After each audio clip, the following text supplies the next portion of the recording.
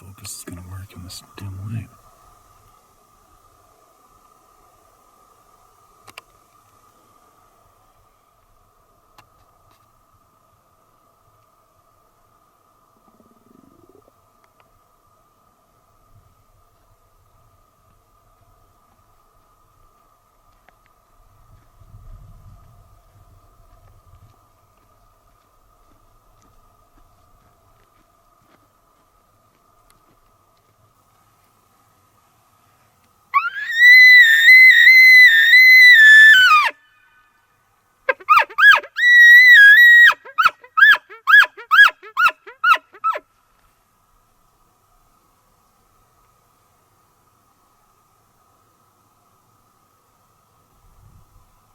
One bugle wonder.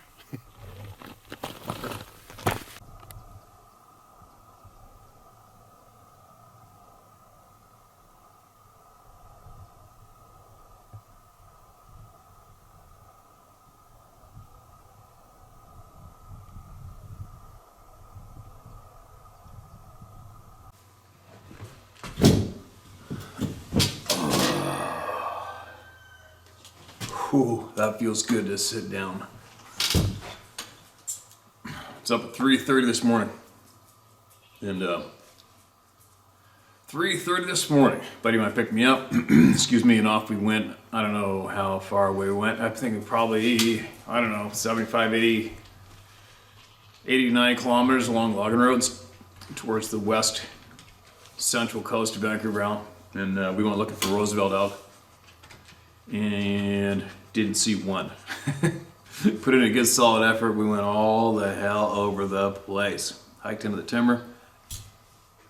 I think I took some video today. Yeah, I took some video first thing in the morning. We were up in the top of this mountain, side of a mountain in the dark, and I let out a ripper bugle down to the valley. One bull knee jerked and screamed back from within cover down the river below, and that was it. And I set up the camera and bugled again, and he shut up.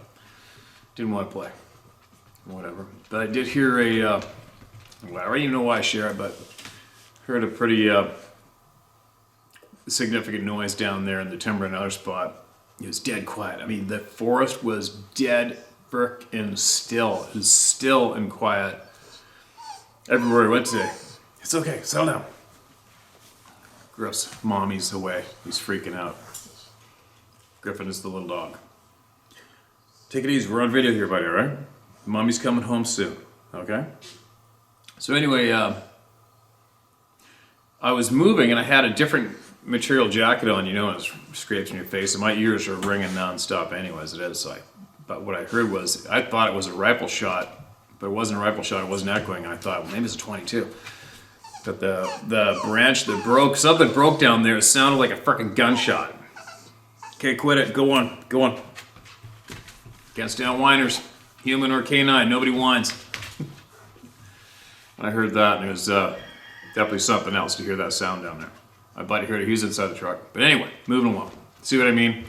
You hear a weird sound in the woods, you share it, big deal.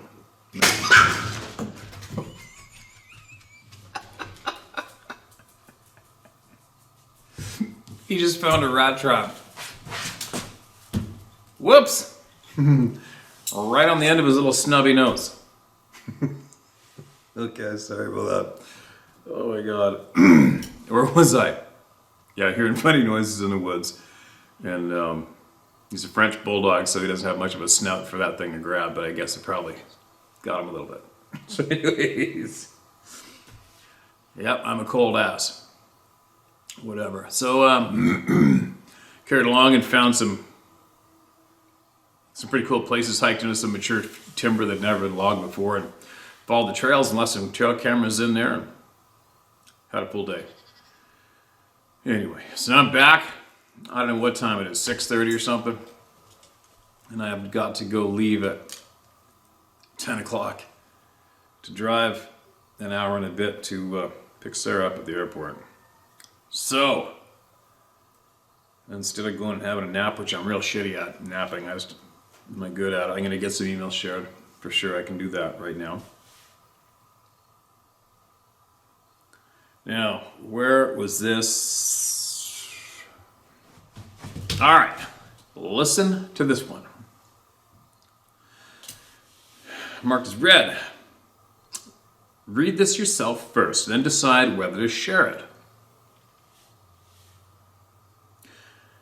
Animals dropped into the lake in UFO sighting. From video titled, "Look at What I Caught on Camera Today and Listen to These Voices," October 15th, 2022. Read this to yourself before you decide to share it. You can always use my name.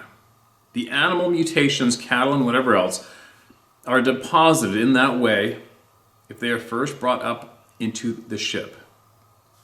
Excuse me. Some are mutilated on the ground, but it seems that practice was too risky, so now it is done on craft.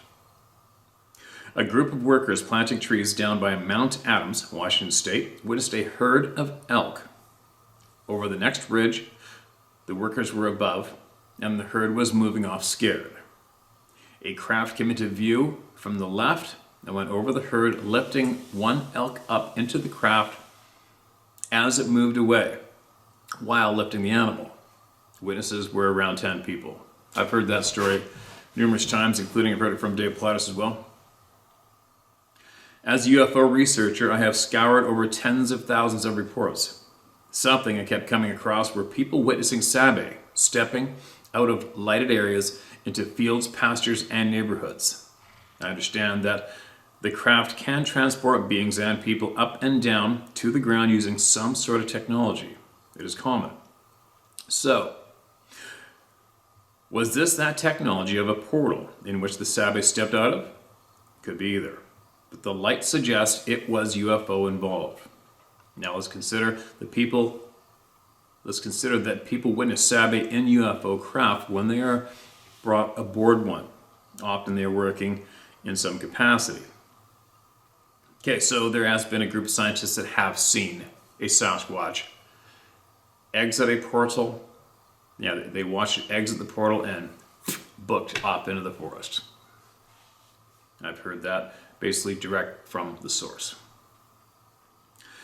Because I've researched both Sabe and UFO realms and have used both recent and deep histories with focus on human military aspects that tend to be the focus of UFO attention, I can tell you with some authority that some Sabe are from the deep past, as in Earthbound, and some are from recent times and are not truly part of our deep history.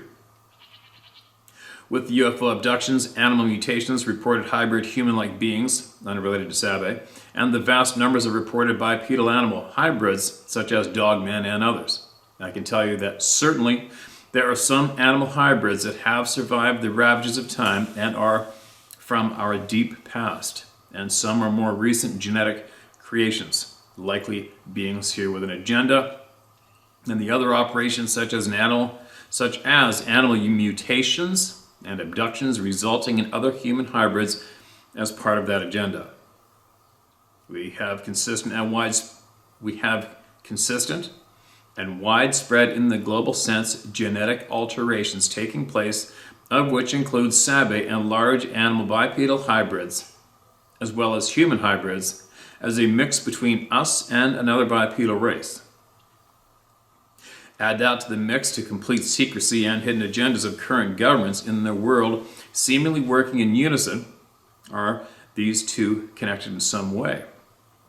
In recent times, I've come across evidence that universities in the US are working on some of the large bipedal animal hybrid creation like dogmen and others.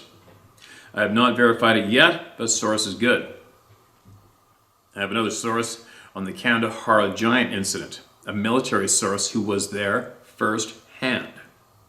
This was a true Nephilim event.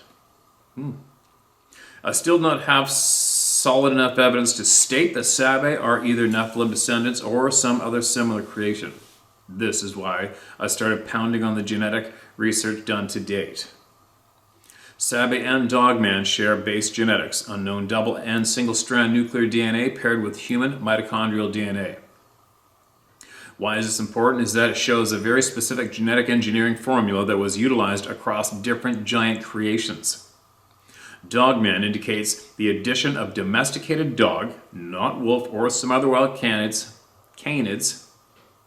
on top of the base double/single strand nuclear mixed with human mitochondrial DNA. It's all formulaic. It also appears that humans are now effing involved in this agenda. Idiots. You might think that I have my own understanding of the situation that is not in line with what you're getting from your sources who are scientists, and therefore maybe I'm getting something wrong. What I say next is important, so please pay attention. The basis for my research is historical records. It takes a long time to even begin to understand what the hell those records are saying because it is so foreign to us.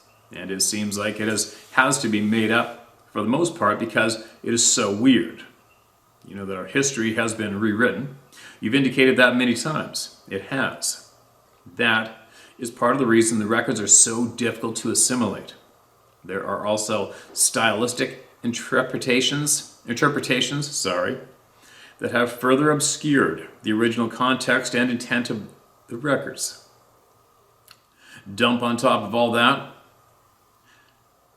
the fact that many of these records were intentionally destroyed, leaving the concept of continuity in the ditch. A world institution is prominently responsible for this. We have a broken historical record lacking continuity. Sorry, I'm so tired right now, you guys. I'm struggling. I'm going to do it. Whole chapters obscured and obfuscated. And the public gets a history version that is agenda-oriented and is sanitized in a way that leaves out everything that happened that left us with these hybrids we encounter today that are from the past. Throw on top of that mess a new agenda we're now in the middle of right now that introduces a new version of these hybrids and seems to be involving governments and institutions in its wake. The people in the institutions, the scientists, generally really don't know what is behind the programs they're involved in, whether by choice or otherwise. Reread that last sentence. It is effing critical. All right, I'm going to do it right now. The people in the institutions, the scientists, generally really don't know what is behind the programs they are involved in, whether by choice or otherwise. Steve, in 30 plus years I've been involved in these studies. I have had the company of many prominent researchers. Many of them were very high-level scientists. Many worked on highly classified programs, and many worked with entities such as NASA. Excuse me. I will not bring names into this. Early on, I wanted to know what the hell was wrong with the scientific community that made them the problem in the realm of UFO research rather than the solution. I had this debate over and over again with these individuals. Lots of wine was poured. Yeah, I was working it hard, get their brains relaxed and spill the beans. I worked hard to get answers on my own and zero acknowledgement from their kind. I'm not looking for accolades, I'm trying to educate. I never went to the various UFO conferences and all that shit.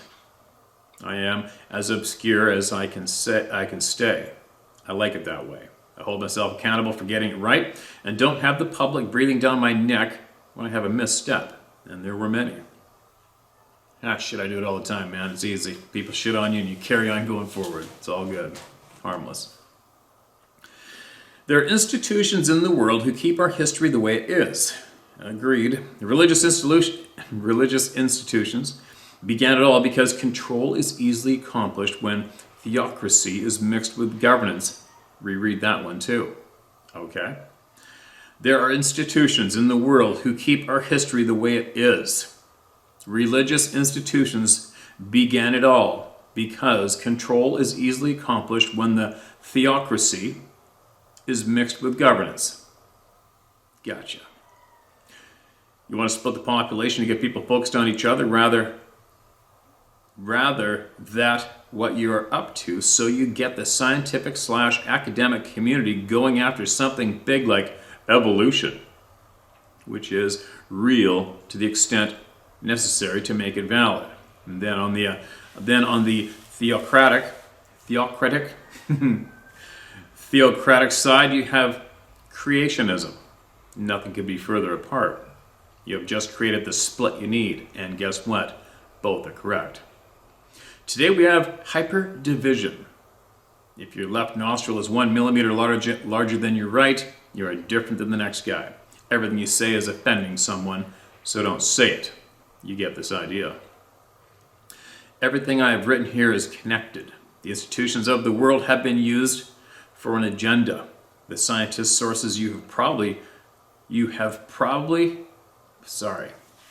scientist sources you have probably are not aware of the bigger picture. If they are, that is great. I applaud them wholeheartedly. But remember, they were being used. So treat their information accordingly. It is completely up to you, Steve, whether you are interested in discussing this further. I'd like to give you some tools to work with and interject a way for you to see how it is all connected and related. One last bit. Humans have always had positive oversight by a group called the Watchers. I am of the opinion they utilize craft in their work, and they are not from Earth. The Watchers are not the only ones here. There are other agendas. The group of Watchers that brought this all on, everything discussed in this correspondence, were the fallen ones. Whether you place whether you place theocratic importance onto that is not important. What is important is to understand it from the concept of the earth, the presence of humans on the earth, the dominion we had be given, and the fact that this group of Watchers wanted it all for themselves and consider us in the way, and always have. I can take that all the way if you're interested. It absolutely applies to the bullshit we see playing out in the world right now. As for the F's, so-called leaders, we are being asked to tolerate. I have stories there too, stories and real history. Steve, there's a more direct way to contact you. Please consider sharing that with me for the future. Many blessings to you and your family. Rob Duval. All right, Rob, there's a chunk. There's a mouthful. Appreciate your time. And hopefully I will remember. I'll give you a route to me. More direct for sure. And you can share. And I encourage you to share everything you can with me. And know that I'm going to share with all the people. Okay? And obviously people that ask me not to share some items, I don't share them. And I won't. But I am all open. I want to listen to everybody, especially people that have been doing shit piles of due diligence on their own. And I want to hear what you've learned. I want to hear it, no matter what. And so there you go. So share more with me, please. And yeah, the gentleman that I'm about to share some items from, they've come a long way. They have a lot to share. And like they said to me previous, how the F am I going to share this publicly? And how am I going to do it? I'm going to share it the exact same way they shared it with me, with absolute honesty and confidence, and with a take from it what you will or leave it attitude. And I assure you, these people have a F the man attitude at this stage of the game in their careers, their age, what they know, what they've learned. And we are all on the same page, that's for sure. So, moving along. That was a good chunk of words for everybody to chew on, right? Right? And we're going to hear more from this man. And we're going to share more. And we're going to learn as much as we can together. Sooner than later. What's this one?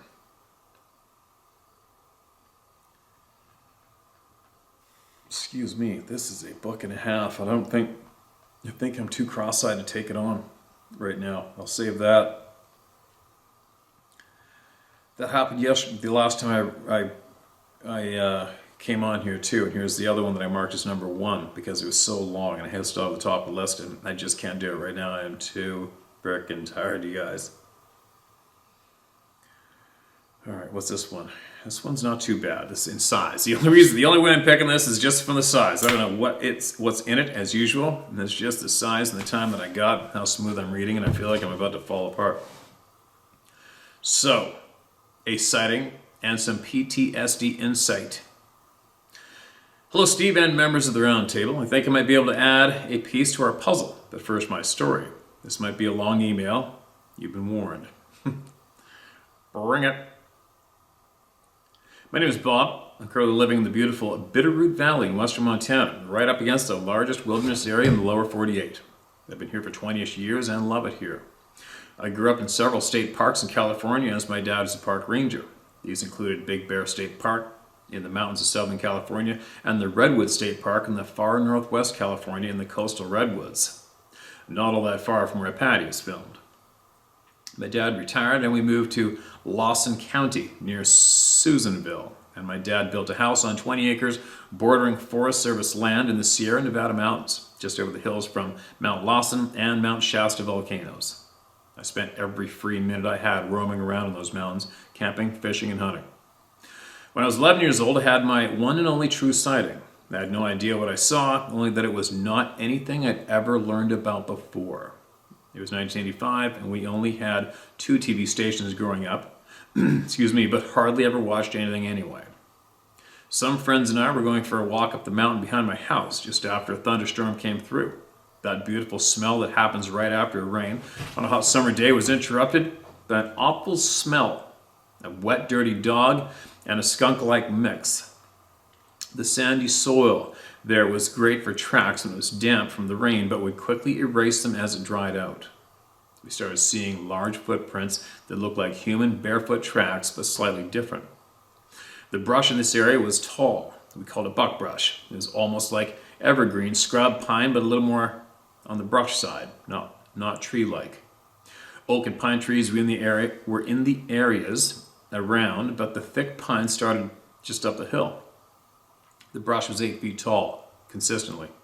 All of it was almost the exact same height. I thought I heard something up ahead, so I scrambled up a granite boulder next to the trail that was also about 8 feet high. I looked up the trail and could clearly see the head and shoulders of something above the 8-foot brush walking away. It was dark charcoal gray / black and hair covered. It never turned around. It just walked away into the timber. I watched it for about a minute. That's a long time, a minute. That's ages, actually. It took us 5 minutes to cover the same distance walking. It wasn't until a couple years later that I was watching In Search Of with Leonard Nimoy, and they did an episode on Bigfoot that I realized what I saw. I told my mom, and she, to my surprise, believed me. My mom was an ER nurse, kind of an old hippie, like true 60s hippie, not today's wannabes. She was very open-minded to pretty much anything, including UFOs and unknown creatures. Over the years, I had many other weird things happen to me in the woods, getting paced step for step, going up a trail and coming back down to find a 20-foot pine tree pulled up by the roots and laying across the trail. Chunks of dirt still falling off that root ball. Trees pushed over, and one particular north-facing slope here in Montana that I physically cannot make myself go into. I want to bow hunt it so bad, but every cell in my body makes me stop every time I try. I don't argue with it. Now for that puzzle piece. I grew up wanting to follow my dad into law enforcement, but got sidetracked and ended up in the medical field. I was a paramedic on both ground ambulances and helicopters for 15 years. Then went back to school and became a respiratory therapist, so I got to stay in a nice cozy hospital. During my time as a paramedic, I saw some horrible things. Things that gave me nightmares for years. Death had become routine. I could spend an hour trying desperately to save someone, only to fail, then immediately go get lunch. However, the real change in my life didn't come from the front row seat to death. On 3 separate occasions, I ended up in situations where I knew I was going to die and had time, even a few seconds, to ponder that fate and accept it. Yeah, that sucks. I've somewhat been there a few times, sort of, in a way, but didn't die. These were not the being scared by something, the close calls. No, these were times when I knew there was no way out and I was going to get killed. Obviously, I got out of the situations, but I have only God to thank for that because I don't understand how I survived.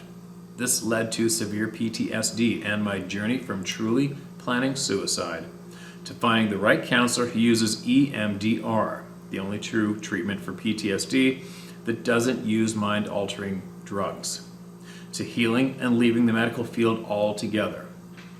Something inside of you changes when you face death, I'll say.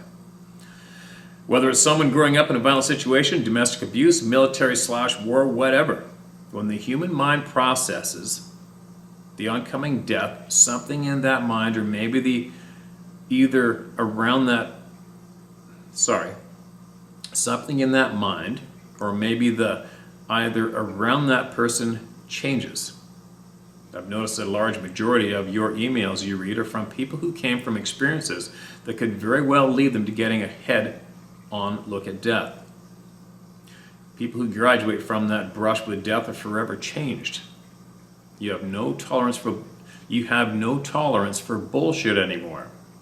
You have an insatiable appetite for knowledge, real knowledge, not washed, cut, and edited mainstream bullshit.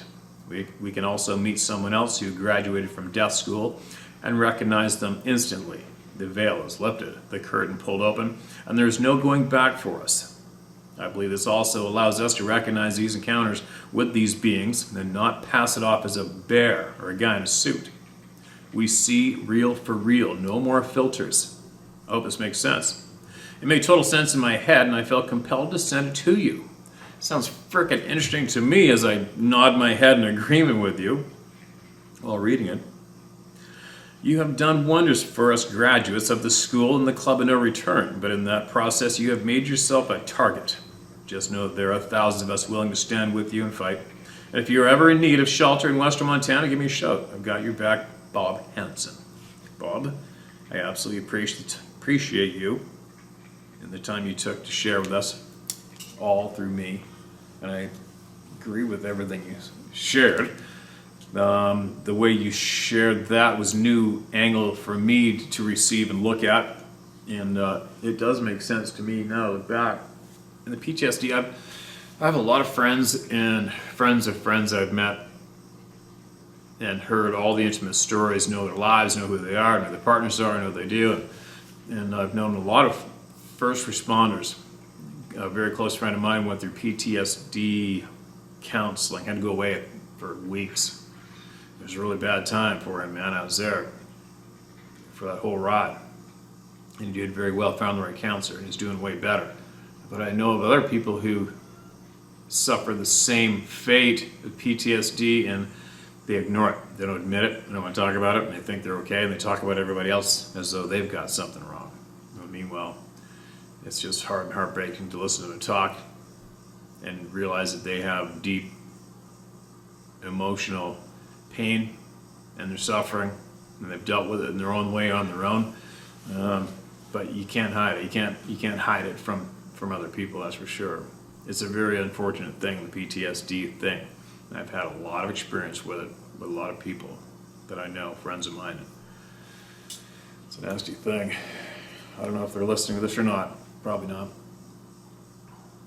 Damn it, I was going to touch on something. I was trying not to forget. But before I channel off of this email, thanks again. I appreciate you, man. I appreciate you sending that in. And if you want to email us again later on with anything that you feel may help the people, then please do it. All right? I forgot I was going to share something with you guys the other day, and I forgot to last time I was on here. Excuse me, but I promised you that I was going to share something, and I didn't. And I always do what I say I'm going to do. As a rule. After I saw and filmed a big bull elk a couple days ago on my own up in the mountains in the interior of British Columbia there, in the interior of Vancouver Island, I drove another mile down the valley, up the valley, parked, and I went to the bottom of the valley at foot. And I went down along the timber in hopes of maybe possibly coming head on to that small group of elk. But I didn't. I think they actually kept on going straight across the valley and up the other side. But as I was going through that thick timber, big timber, the whole way in, I had the camera going for a while. Definitely smelled some odd smells. I chalked it up to being the bull elk, but it's kind of different. But it wasn't rancid. But it wasn't perfume, that's for sure, right? It's just like, whoa, musky, whatever. It came and left 2 or 3 times, no big deal.